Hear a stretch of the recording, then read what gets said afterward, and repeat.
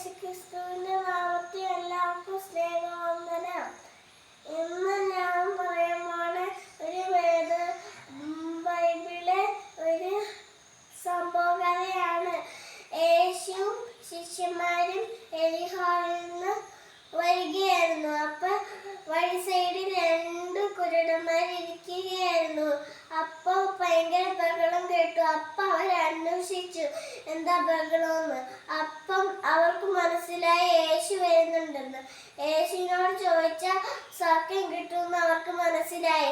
അപ്പൊ അവര് യേശുവേ, ദാവീദ് പുത്രാ, ഞങ്ങളോട് കരുണയുണ്ടാകണമേന്ന് വിളിച്ചു. അപ്പൊ കൂടെയുള്ളവര് വഴക്കു പറഞ്ഞു.